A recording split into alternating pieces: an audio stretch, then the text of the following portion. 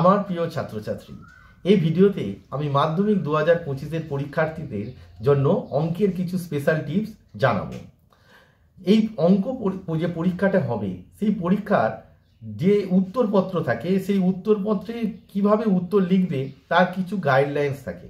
তোমাদের প্রশ্নের প্রথমেই লেখা থাকে যে 1, 2, 3 এবং 4, অর্থাৎ 1-এর MCQ, 2-এর শূন্যস্থান পূরণ, 3-এর সত্য মিথ্যা এবং 4-এর এসে টাইপের কোশ্চেন, অর্থাৎ সংক্ষিপ্ত উত্তরধর্মী যে প্রশ্নগুলো থাকে তার উত্তর তোমাদের উত্তরপত্রের প্রথমেই সিরিয়ালি পরপর লিখতে হবে। অর্থাৎ প্রথমে 1-এর, তারপর 2-এর, তারপর 3-এর, তারপর 4-এর।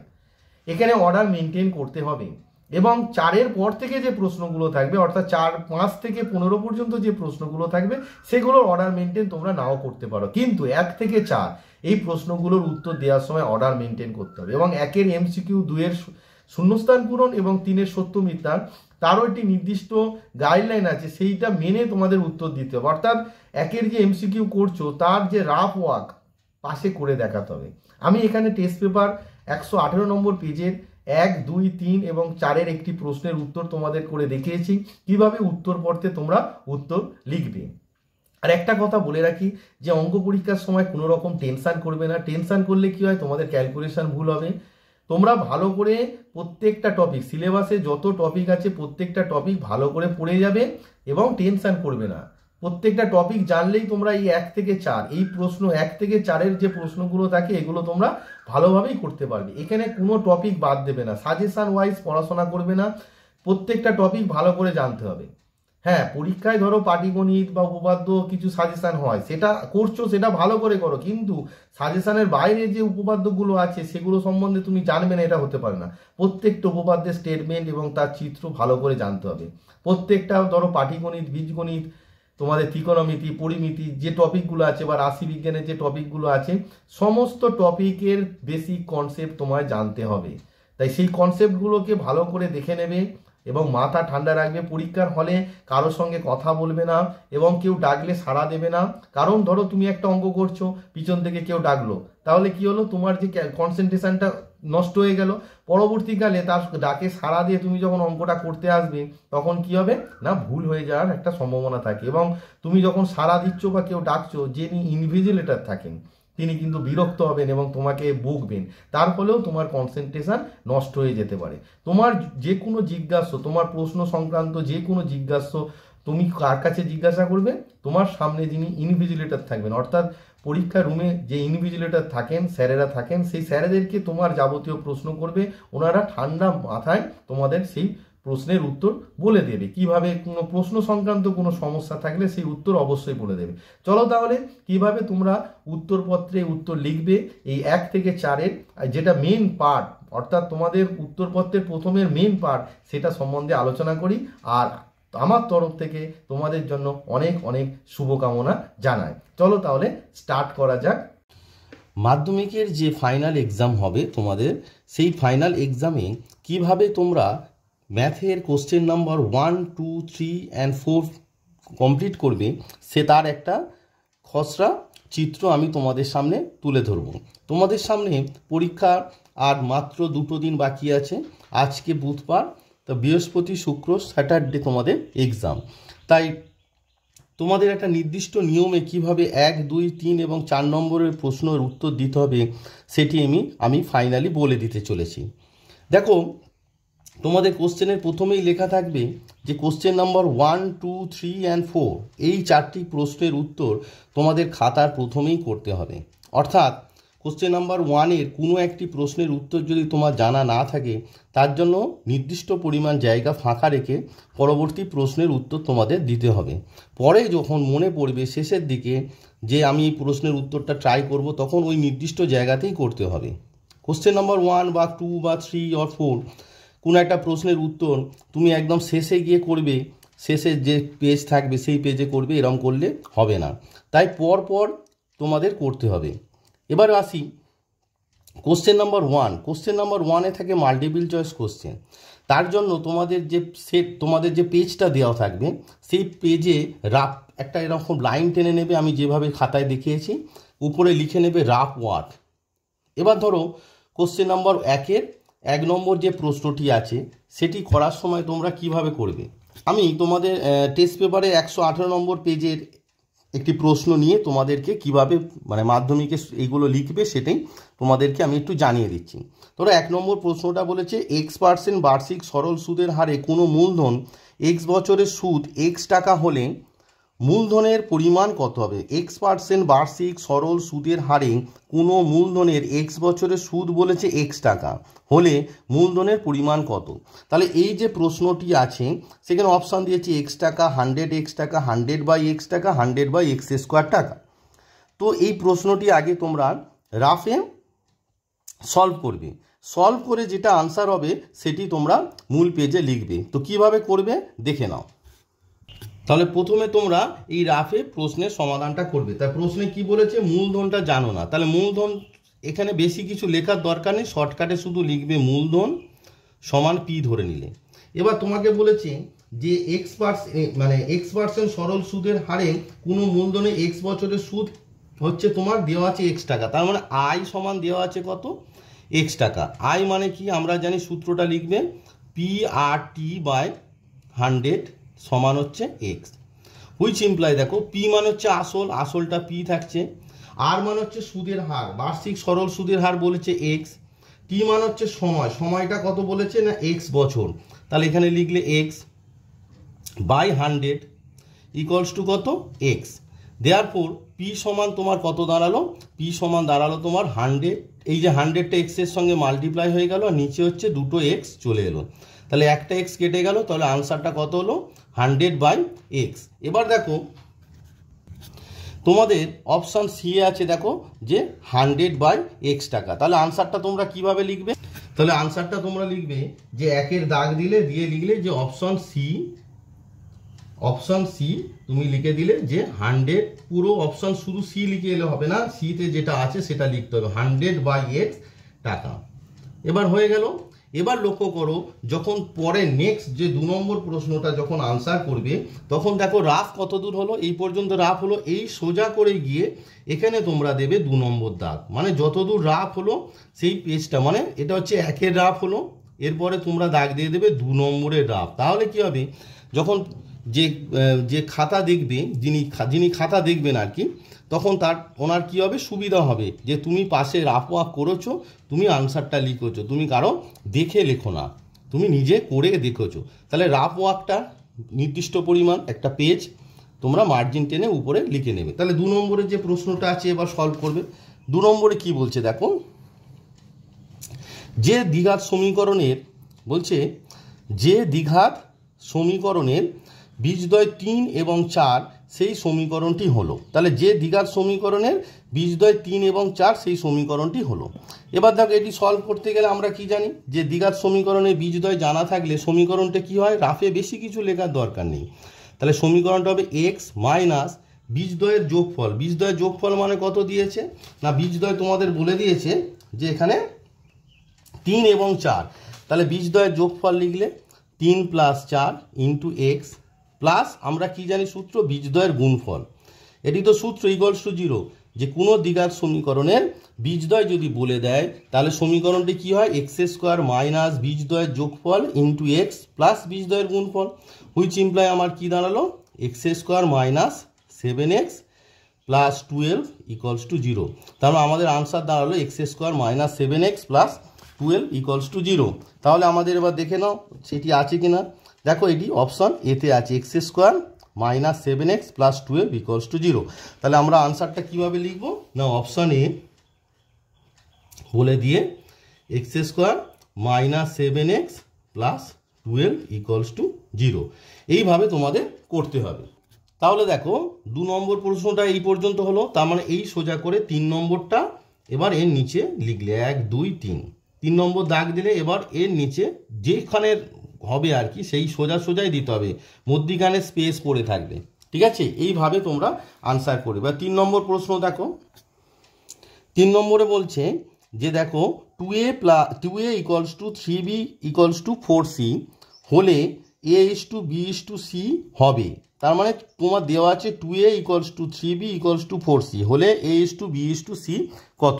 তোমরা পেজ নাম্বার 118 একটু দেখে নেবে, তোমাদের কাছে তো test paper ABTA test paper আছে, দেখো 3 নম্বরে দেওয়া আছে 2a equals to 3b equals to 4c হলে a is to b is to c কী হবে। তো এটি ওই একই রকমভাবে দেখো 3 নম্বর দাগ দিলাম। 3 নম্বর দাগ দিয়ে তাহলে তোমার কি দেওয়া আছে সেটি আগে লিখে নাও। তোমাদের দেওয়া আছে যে 2a ইকুয়ালস টু তোমার দেওয়া আছে 3b ইকুয়ালস টু তোমার দেওয়া আছে 4c। তো এটি অনেক রকমভাবেই করা যায়। মেনলি যেটা এই গোটাটা সমান তোমরা এক কাজ করতে পারো যে গোটাটা সমান ধরো কে ধরে নিলে, গোটাটা কে ধরে নিলে দেওয়ার পর আমার কি দাঁড়ালো এ সমান কত হয়ে গেল, এ সমান হচ্ছে k/2, বি সমান কত হবে k/3 আর সি সমান কত হবে k/4 হলো। দেওয়ার পর আমরা কি লিখবো a is to B is to C সমান কত হবে k/2 is to k/3 is to k/4। এবার দেখো সবার মধ্যে কে আছে তাহলে কেটা ভ্যানিশ হয়ে গেল, তাহলে কত হলো 1/2 ইস টু 1/3 ইস টু 1/4। এবার দেখো তোমাদের হরে আছে 2 3 4, তাহলে 2 3 4 এর লসাগু কত 12, তাহলে সবাইকে 12 দিয়ে গুণ করে দাও, তাহলে এইটা ইন্টু 12 ইস টু 1/3 ইন্টু 12, মানে হরে যেটা থাকে হরের লসাগু দিয়ে এটা গুণ করতে হয়, তাহলে 1/4 ইন্টু 12, তার মানে আনসারটা কত যাচ্ছে না এটা হবে 6 is to 4 is to 3, 6 is to 4 is to 3। এবারে তোমার দেখো অপশানে কোথায় আছে, এবার দেখো তোমাদের অপশান ডি দেখো কি দেওয়া আছে, option D 6 is to 4 is to 3। তাহলে তোমরা আনসার কি লিখবে এখানে এইভাবে জাস্ট ডি দেবে, ডি দিয়ে তোমরা লিখে দেবে যে answer 6 is to 4 is to 3 এবং খাতাটা পরিষ্কার পরিচ্ছন্নভাবে করবে। নেক্সট দেখো তাহলে 4 নম্বরটা কোথায় স্টার্ট হবে, এখানে 3 নম্বর শেষ হয়েছে এই সোজা, তাহলে এই সোজা করে এই যে খাতার যেখানে শেষ হলো এই সোজা করে এখানে তোমরা দেবে 4 নম্বর। বোঝা যাচ্ছে ব্যাপারটা, রাফিও লিখবে 4 নম্বরের রাফ, কার রাফ হচ্ছে 4 নম্বরের রাফ হচ্ছে। এবার 4 নম্বরে কি প্রশ্ন দিয়েছে দেখা যাক। তোমাদের 4 নম্বরে বলছে যদি এক্স প্রপোর্শনাল টু ওয়াই হয় তখন এই অপশান এ বলছে x square proportional to y cube, x cube proportional to Y square, x proportional to y cube, না D x square proportional to Y square. এটি রাফ করার তো দরকার নেই, এটা আমরা জানি যে এক্স প্রপোর্শনাল টু ওয়াই হলে x square proportional to Y square হবে। তার মানে এখানে শুধু আনসারটা কি করে দেবে না অপশান ডি করে দাও, অপশান ডি তোমার X square proportional to Y square. তার এটা হয়ে গেল, রাফ লাগলো না। এরপর তোমরা এর যেহেতু রাফ লাগেনি তার ঠিক নিচে একটু স্পেস দিয়ে অপশান। এবার হচ্ছে কোশ্চেন নাম্বার 5। কোশ্চেন নাম্বার 5 কি বলছে দেখো, কোশ্চেন নাম্বার 5 বলছে 1 রেডিয়ান পরিমিত কোণটি হবে একটি সূক্ষ্মকোণ, সমকোণ, স্থূলকোণ না সরলকোণ। এবার আমরা 1 রেডিয়ান মানে কত জানি, এটি একটু ক্যালকুলেট করে দরকার হয় তোমরা করে নিতে পারো যে 5 নম্বর, যে আমরা কি জানি পাই রেডিয়ান মানে কত 180 ডিগ্রি, তাহলে 1 রেডিয়ান মানে কত হবে 180 ডিগ্রি বাই পাই মানে কত হবে 180 ডিগ্রি বাই 22/7 ইকুয়ালস টু কত হবে না 180 ডিগ্রি ইন্টু 7 বাই 22।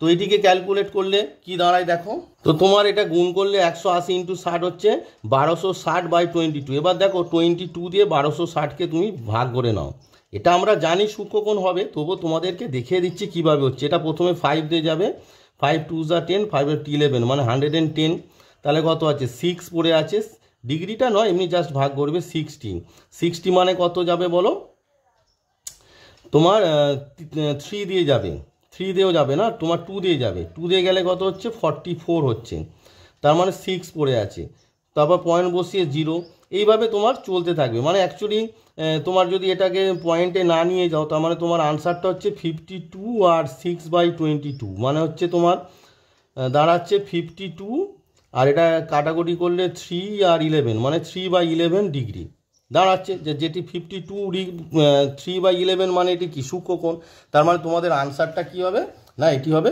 সূক্ষ্মকোণ। তাহলে দেখো এখানে তোমাদের যে অপশান ছিল, অপশান এ সূক্ষ্মকোণ, বি সমকোণ, সি স্থূলকোণ আর ডি সরলকোণ, তার মানে তোমরা কি লিখে দেবে অপশান এ সূক্ষ্মকোণ। তাহলে তোমরা লিখছো অপশান এ ঠিক এই জায়গায় সূক্ষ্মকোণ। সূক্ষ্ম কোণ সুন্দর করে লিখে দেবে। এবার যতটা জায়গা তোমাদের লাগলো এবার তুমি কি করবে, ততটা স্পেস দিয়ে দেবে, অর্থাৎ 5-6 নম্বরের দাগটা হবে ঠিক তার নিচে, মানে মিডিলে এইটা পুরোটা ফাঁকা পড়ে থাকবে। তারপর এই রাফে লিখবে 6 নম্বর। বোঝা যাচ্ছে? রাফ যতদূর যাবে ততটাই তোমরা ফাঁকা রাখবে। এইভাবে করলে তোমাদের ফুল মার্কস পেতে কোনো অসুবিধা হবে না এবং এটি নির্দিষ্ট নিয়ম। 6 নম্বরে কি বলছে দেখো, 6 নম্বরে বলছে যে তোমাদের রুট আন্ডার 125 থেকে √5 বিয়োগ করলে বিয়োগফল কত হবে। দেখো 125, রুট আন্ডার 125 থেকে √5 বিয়োগ করলে বিয়োগফল কত হবে। তাহলে তোমরা রাফে ক্যালকুলেট করো যে রুট আন্ডার 125 মাইনাস তোমাকে বলেছে যে রুট আন্ডার 125 থেকে মাইনাস √ 5 করলে কত। এবার 125 মানে কত, দেখো 25 × 5 লেখা যায়, মাইনাস √5 ইকুয়ালস টু, দেখো 25টা বাইরে এলে 5 √ 5 মাইনাস √5, তার মানে 5 √ 5 থেকে √5 মাইনাস করলে কত হবে 4 √5।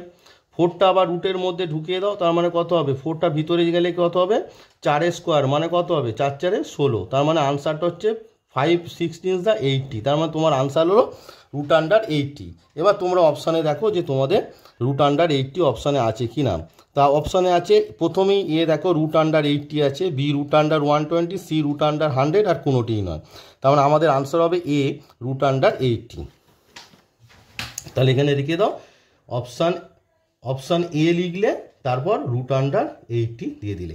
এইভাবে তোমাদের মাল্টিপল চয়েস কোশ্চেনটা সলভ করতে হবে।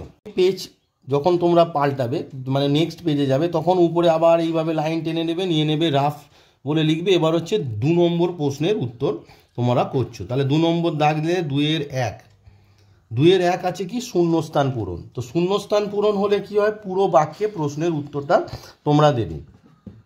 শূন্যস্থান পূরণের প্রথমে বলেছে যে ax² + bx + c = 0 সমীকরণে বীজদ্বয় পরস্পর অনন্যক এবং বিপরীত ঋণাত্মক হলে, মানে বিপরীত চিহ্ন হবে, একটা প্লাস হলে আর একটা মাইনাস হলে a + c সমান কত তোমাদের চেয়েছে। তাহলে প্রশ্নটি কি বলছে না, ax² + bx + c = 0 সমীকরণে বীজদ্বয় পরস্পর অনন্যক এবং বিপরীত চিহ্ন অর্থাৎ ঋণাত্মক হলে a + c এর মান কত। তাহলে এর জন্য তোমাকে রাফ ওয়ার্ক করতে হবে। তাহলে প্রথমে তোমরা রাফ ওয়ার্কটা করে নাও। তাহলে 2-এর 1 বলে এখানে দাগ দাও। তাহলে সমীকরণ কি বলেছে না, ax² + bx + c = 0 এই সমীকরণের বীজদ্বয়। তার মানে বীজদ্বয় এখানে কিছু লেখার দরকার নেই, বেশি কিছু মনে মনে ধরো। তাহলে বীজদ্বয় কি, আলফা আর -1/α, মানে বীজদ্বয় অনন্য, মানে আলফা আর 1/α বিপরীত চিহ্নযুক্ত, সেই জন্য একটা যদি আলফা আর একটা হবে -1/। এবার আমরা কি জানি বীজদ্বয়ের যোগ, মানে বীজদ্বয় দেখো এইটা কি করলে আলফাটা এলিমিনেট হবে, বীজদ্বয়কে গুণ করলে আলফা আলফা কেটে যাবে। তাহলে বীজদ্বয়ের গুণফল সমান কি জানি, বীজদ্বয়ের গুণফল মানে হচ্ছে এই যে সমীকরণে c/a, তাহলে c/a সমান হচ্ছে বীজদ্বয়ের গুণফল অর্থাৎ আলফা × -1/α, এটা আমরা জানি। তাহলে আলফা আলফা কেটে গেল সমান কত -1। এবার ক্রস মাল্টিপ্লিকেশন করলে c সমান কত হচ্ছে a × -1 মানে -a, হুইচ ইমপ্লাই আমরা কি পেয়ে গেলাম যে তোমার a + c বা c + a যাই লেখো না কেন, তার মানে এটাকে যদি তুমি বাম পক্ষে নিয়ে চলে আসো তাহলে কি হয়ে গেল a + c সমান কত হয়ে গেল 0। তাহলে এর যে আনসারটা লিখবে বলেছি a + c এর মান কত, তার মানে 0 হবে। কিন্তু এক্ষেত্রে পুরো বাক্যে প্রশ্নটির উত্তর দিতে হবে, অর্থাৎ তোমায় তখন লিখতে হবে যা দেওয়া আছে যে ax² + bx + c ব্র্যাকেট = 0, ব্র্যাকেটের মধ্যে a ≠ 0 শূন্যস্থান পূরণ, পুরো বাক্যে উত্তর দেবে। সমীকরণের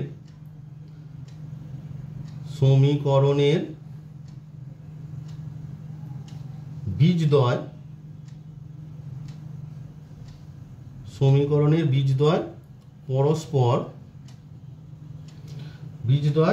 পরস্পর অনন্যক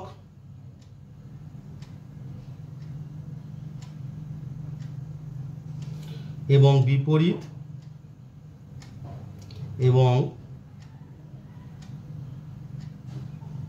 বিপরীত ব্র্যাকেটে যাওয়া আছে ঋণাত্মক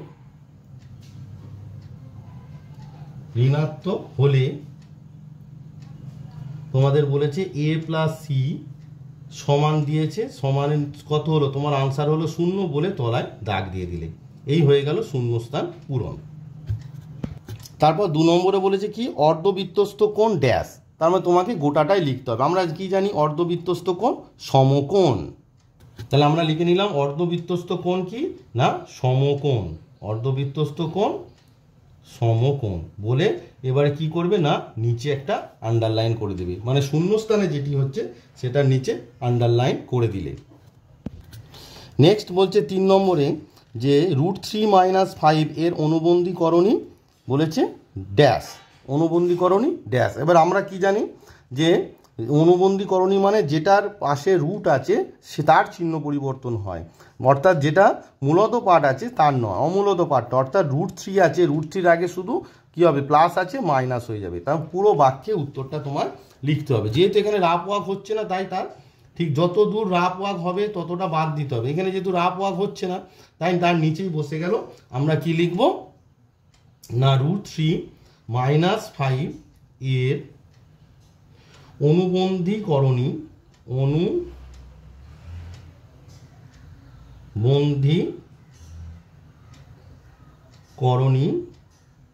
বলে তুমি কি লিখবে না আনসারটা হবে -√3 - 5 বলে তলায় একটা আন্ডারলাইন, মানে শূন্যস্থানে এটি হলো। ব্যাপারটা বুঝতে পারছো? এরপর বলেছে তোমাদের 4 নম্বরে বলছে যৌগিক গড় মধ্যমা সংখ্যাগুরু মান হলো ড্যাশ প্রবণতার মাপক। আমরা কি জানি এটি শূন্যস্থানে কি বসবে কেন্দ্রীয় প্রবণতার মাপক, তাহলে পুরো বাক্যে এটা লিখতে হবে যৌগিক গড় মধ্যমা সংখ্যাগুরু মান হলো ড্যাশ প্রবণতার মাপক, ড্যাশের জায়গায় কি লিখবে কেন্দ্রীয় প্রবণতার মাপক। তাহলে আমি আনসারটা লিখে নিলাম যে যৌগিক গড় মধ্যমা সংখ্যাগুরু মান হলো কেন্দ্রীয় প্রবণতার মাপক বলে নিচে আন্ডারলাইন করে দিলাম। এবার হচ্ছে 5, রাফ ওয়ার্ক হচ্ছে না বলে যে তোমরা ফাঁকা রাখবে কোনো অসুবিধা নেই, খপ অঙ্কের যে রাফ কিন্তু রাফ ওয়ার্কের জন্য এইভাবে খাতাটাকে তৈরি করে নেবে, বোঝা গেল ব্যাপারটা। এবার 5 নম্বরে বলছে যে তোমাদের একটা প্রশ্ন দিয়েছে যে বলছে সূর্যের উন্নতি কোণ 60 ডিগ্রি থেকে বৃদ্ধি পেয়ে 30 ডিগ্রি থেকে বৃদ্ধি পেয়ে 60 ডিগ্রি হলে একটি পোস্টের ছায়ার দৈর্ঘ্য ড্যাশ পায়। একটি পোস্টের ছায়ার দৈর্ঘ্য কী হয় সেটি তোমাদের দেখাতে বলেছে, তাহলে এটা ছবি আঁকলেই জিনিসটা ভালো করে বুঝতে পারবে। আমরা জানি যে উন্নতি কোণ বৃদ্ধি পেলে ছায়ার দৈর্ঘ্য কী হয় হ্রাস পায়, কিন্তু সেটি ছবি এঁকে করলে আরও সুন্দর হবে। প্রশ্নটি তোমরা যদি বুঝতে পারো যে 5 নম্বরে যেটি দিয়েছে আর কি, যে সূর্যের উন্নতি কোণ তোমার 30 ডিগ্রি থেকে বৃদ্ধি পেয়ে 60 ডিগ্রি হলে একটি পোস্টের ছায়ার দৈর্ঘ্য, আমরা জানি যে উন্নতি কোণ যখন বৃদ্ধি পায় ছায়ার দৈর্ঘ্য কী হয় হ্রাস পায়, তাই এটি কী হবে উত্তরটা হ্রাস পায় লিখে দেবে, পারলে পাশে একটি সুন্দর করে চিত্র অঙ্কন করে দেবে। তাহলে 5-এর দেখো এরকম একটি ধরো এরকম একটা আছে যে তোমার একটি পোস্ট আঁকলে, তো দেখো যখন উন্নতি কোণ 30 ডিগ্রি তখন 30 ডিগ্রি মানে এইটা হচ্ছে 30 ডিগ্রি, তাহলে ছায়ার দৈর্ঘ্য কত হচ্ছে দেখো, এটা যদি এবি পোস্ট হয় তাহলে ছায়ার দৈর্ঘ্য কত সি হচ্ছে। এবার উন্নতি কোণ যখন 60 ডিগ্রি যখন এখানে চলে আসছে 60 ডিগ্রি তখন ডি হচ্ছে, তো অবভিয়াসলি দেখো তুমি ছবিতে কি বুঝতে পারছো যে BC is greater than BD, অর্থাৎ ছায়ার দৈর্ঘ্য কী হয়েছে হ্রাস পেয়েছে, তাহলে উত্তরটা তোমরা কি লিখে দেবে হ্রাস পেয়েছে, এরকমভাবে একটা ছবি আঁকতে পারো, না আঁকলেও চলবে, তবু আঁকলে আরও সুন্দর হবে আর কি। তাহলে দেখো আমি উত্তরটা লিখে দিলাম যে সূর্যের উন্নতি কোণ 30 ডিগ্রি থেকে বৃদ্ধি পেয়ে 60 ডিগ্রি হলে একটি পোস্টের ছায়ার দৈর্ঘ্য হ্রাস পায়, হ্রাসের নিচে আমি করে তবে কোশ্চেন নাম্বার 2-এ 5টি প্রশ্নের উত্তর দিতে হয়, তাই যেহেতু এর আগে আমি আমার যে চ্যানেল আছে সেখানে তোমাদের টেস্ট পেপার সলভ করেছিলাম, এখন শুধু ফাইনালে কিভাবে উত্তর লিখবে সেটি দেখাচ্ছি, তাই আর বেশি করছি না, যেহেতু 5টি প্রশ্নের উত্তর বলেছে আমি 5টি করে দেখিয়ে দিলাম। এবার আসছি সত্য মিথ্যা। সত্য মিথ্যার ক্ষেত্রেও রাফ ওয়ার্ক লাগবে, তুমি তো মুখে মুখে যেগুলো হয়ে যাবে ঠিক আছে, কিন্তু রাফ ওয়ার্ক লাগবে, তাই রাফ ওয়ার্ক তোমরা একটা পাশেই করবে, অন্য কোথাও কোশ্চেনে বা তোমার অন্য কোনো পেজে করবে না, রাফ ওয়ার্ক সবসময় পাশে করবে, সেইটার কারণ। তা 3 নম্বর দাগ দাও, 3 নম্বর দাগ দিয়ে 1 নম্বর প্রশ্নটা তোমাদের দিয়েছে, যদি মুখে মুখে হয়ে যায় কোনো অসুবিধা নেই, আর যদি কষতে হয় কষবে। 1 নম্বরে বলেছে দেখো 3-এর দাগের 1-এ বলছে যদি দুটি সংখ্যার অনুপাত 2:3 এবং তাদের গসাগু 7 হয় তবে সংখ্যা দুটি হলো 14 এবং 21। দেখো দুটি সংখ্যা বলেছে যে 3-এর 1-এর যে দেখো দাগ দিয়েছি 3-এর 1-এর যে যদি দুটি সংখ্যার অনুপাত 2:3 এবং তাদের গসাগু 7 হয় তবে সংখ্যা দুটি হবে 14 এবং 21। এবার আমরা কি জানি, দুটি সংখ্যার অনুপাত আর তাদের গসাগু বলে দিলে সংখ্যা দুটি কি হয়, অনুপাতের সঙ্গে গসাগুটা গুণ হয়ে যায়, অর্থাৎ 2 × 7 আর 3 × 7 অর্থাৎ কত হয় 14 আর 21। কিন্তু এখানে ওরা কি বলেছে, ওরা বলেছে যে 14 আর 21, তার মানে এটি কি সত্য। তাহলে জাস্ট শুধু এখানে সত্য বলে লিখে দেবে, 1 নম্বরে হচ্ছে সত্য। পাশে তুমি রাফ ওয়ার্কটা রেখে দিলে এটি 1 নম্বরে রাফ ওয়ার্ক, যে তুমি কোষে দেখেছো যে এটি কেন সত্য। তারপর আবার 2 নম্বর দেবে। 2 নম্বরে কি বলেছে, যে x² + x + 1 = 0 সমীকরণের বীজদ্বয় বাস্তব।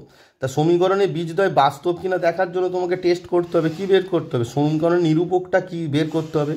তা তোমার আছে কি x² + x + 1। তাহলে তুমি 2 নম্বরে রাফ ওয়ার্ক এখানে করছো, মুখে মুখে তো কিছু হয় না, কোষে দেখবে x² + x + 1 = 0। তো এখানে a সমান কত, a সমান 1, b সমান কত 1 আর c সমানও 1। তাহলে তুমি বের করবে কি না, নিরূপকটা বের করে, তবে তো বুঝতে পারবে বাস্তব কিনা। তাহলে নিরূপক বের করো। নিরূপক সমান কি না b² - 4ac, মান বসিয়ে দাও। b² মানে কত, b² মানে হচ্ছে 1² - 4a মানে কত 1 আর c মানেও 1। তাহলে কত হলো 1 - 4 সমান কত হচ্ছে -3, হুইচ ইজ <0। তার <0 হলে বাস্তব হয়, <0 হলে বাস্তব হয় তো। আর এখানে কি প্রশ্নে বলেছে, প্রশ্নে তোমাদের বলেছে দেখো 2 নম্বরের যে প্রশ্নটি বলেছে x² + x + 1 = 0 সমীকরণের বীজদ্বয় বাস্তব, তার মানে এটি মিথ্যা। তাহলে লিখে দাও যে শুধু উত্তরটা লিখবে যে মিথ্যা। এবার কতটা রাফ ওয়ার্ক হলো দেখে নাও, যতটা রাফ ওয়ার্ক হলো সেই সোজা করে তুমি ফাঁকা দিয়ে দিলে, তার ঠিক নিচে যেই দেখো যতদূর রাফ হলো তারপরে তুমি এখানে লিখছো 3 নম্বর। এইভাবে সুন্দর করে খাতাটিকে লিখে আসবে। এরপরে দেখো 3 নম্বরে বলেছে যে একটি ঘনকের প্রতিটি ধারের দৈর্ঘ্য দ্বিগুণ হলে ঘনকটির আয়তন প্রথম ঘনকের 4 গুণ হবে। ভালো করে বোঝো, একটি ঘনকের প্রতিটি ধারের দৈর্ঘ্য দ্বিগুণ হলে ঘনকটির আয়তন প্রথম ঘনকের 4 গুণ হবে বলেছে। তাহলে ক্যালকুলেট করে দেখো, এখানে বেশি কিছু লিখবে না, এখানে তুমি জাস্ট ক্যালকুলেশনটা করবে, কারণ বেশি লেখার দরকার নেই। তাহলে ঘনকের বাহুর দৈর্ঘ্য, সাপোজ প্রথমে ঘনকের বাহুর দৈর্ঘ্য a, তাহলে তার আয়তন কত হবে, ঘনকের বাহুর দৈর্ঘ্য যদি এ হয়, শর্টকাটে জাস্ট আয়তন সমান কি, ঘনকের আমরা জানি আয়তন কত a³। এবার কি বলেছে যে একটি ঘনকের প্রতিটি ধারের দৈর্ঘ্য দ্বিগুণ করা হয়েছে, তাহলে এখন কত হয়ে গেছে 2a। 2a হলে আয়তন সমান কত হচ্ছে বলো, 2a তার হোল কিউব। এটা ঘন একক, এককটা লিখবে পাশে। তাহলে এত ঘন একক 2a তার হোল কিউব, 2 এর কিউব মানে কত 8, তাহলে 8a³ 8a³ মানে কত 8 ইন্টু তোমার পূর্বের আয়তন, হ্যাঁ কি না, 8 ইন্টু পূর্বের আয়তন, তার মানে কত গুণ হলো তোমার 8 গুণ হচ্ছে। আর ওরা কি উত্তরে দিয়েছে, ওরা বলেছে যে উত্তরটা তোমার 4 গুণ। তাহলে কি হয়ে গেল, এটা মিথ্যা হয়ে গেল। তাহলে 3-এর এই যে রাফ ওয়ার্কের সোজাসুজি তুমি লিখে দিলে মিথ্যা।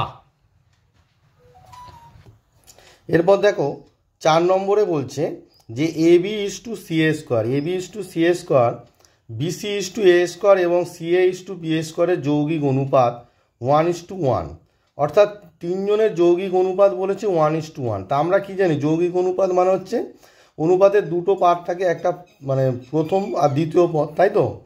তো এই যে প্রথম পদগুলোর গুণফল ইস্টু দ্বিতীয় পদগুলোর গুণফল, সেটি হচ্ছে যৌগিক অনুপাত, তাই তো। মানে পূর্বপদ আর উত্তর পদ, ab = ca², এর পূর্বপদ ab আর উত্তর পদ কত ca²। এবারে তোমার আছে bc = a² আর ca = b², মানে যে অনুপাতগুলো দিয়েছে তাদের পূর্বপদের গুণফল হচ্ছে পূর্বপদ আর উত্তর পদের গুণফল উত্তরপদ করে যে অনুপাত পাওয়া যায় তাকে বলা হয় যৌগিক অনুপাত, সেটা বলছে 1:1। তা তোমরা ক্যালকুলেট করে দেখো যে 1:1 হচ্ছে কিনা। তাহলে রাফে 4-এ ওই যতদূর রাফ হয়েছে আর কি, তারপরে আবার 4 দাগ দাও, দিয়ে তোমরা আবার রাফ করতে থাকো। তাহলে তোমরা পূর্বপদগুলোর গুণ করলে কত হচ্ছে, প্রথমে আছে ab, তারপর কত আছে ab আছে, তারপরের পূর্বপদ আছে bc, আর তারপরের পূর্বপদ আছে তোমার ca। পূর্বপদের গুণফল করে সেটিকে পূর্বপদ আর উত্তর পদগুলোর গুণফল করে উত্তরপদ। তা উত্তরপদ কি আছে ca² into A square into B square, which is equals to দেখো দুটো এ দুটো বি দুটো সি, তার মানে কত হচ্ছে এ স্কোয়ার বি স্কোয়ার আর সি স্কোয়ার। আর এদিকেও তোমার উত্তর পদ কী আছে, এ স্কোয়ার বি স্কোয়ার আর সি স্কোয়ার আছে। তাহলে দেখো a square b square c square a square b square সমান হয়ে গেল, পূর্ববার উত্তরবার সমান হয়ে যাওয়া মানে কত 1:1। তো তোমাদের প্রশ্নে যেটি ছিল সেটি কি বলেছে তোমাদের, যে এ বি মানে তোমার 4 নম্বরে যেটি ছিল a b c square b c a square এবং সি এ বি স্কোয়ারের যৌগিক অনুপাত কত 1:1 বলেছে। তো দেখো 1:1 তো বলছে, তার মানে এটি কি, এটি সত্য। এটি কি হয়ে গেল তোমার, এটি তোমাদের উত্তর হবে 4 নম্বরে দেখো সত্য। তাহলে 4 নম্বরে সোজা করে তুমি লিখে দিলে এটি সত্য লিখে দিলে। এরপরে দেখো তোমাদের 5 নম্বরে বলেছে একটি লম্ববৃত্তাকার চোঙের ব্যাসার্ধের দৈর্ঘ্য 2 একক হলে চোঙটির যে কোনো উচ্চতার জন্য চোঙটির আয়তন এবং বক্রতলের ক্ষেত্রফলের সংখ্যামান সমান হবে। তো এটি তোমাদের কি ক্যালকুলেট করে দেখতে হবে 5 নম্বরে যেটি, তার মানে তোমার আয়তন বের করতে হবে আর তোমার বক্রতলের ক্ষেত্রফল বের করতে হবে। তাহলে রাপে তুমি 5 নম্বর দাগ দাও। তা আয়তন কি, চোঙের আয়তন হচ্ছে পাই আর স্কোয়ার এইচ সমান কত হবে, পাই আর স্কোয়ার মানে 2 স্কোয়ার এইচ সমান কত হচ্ছে 4 পাই এইচ হচ্ছে। আর বক্রতলের ক্ষেত্রফলের সূত্র কি 2 পাই আর এইচ সমান কত হচ্ছে 2 ইন্টু পাই ইন্টু আর মানে কত 2 ইন্টু এইচ, তা 2 2 যা 4, তাহলে 4 পাই এইচ।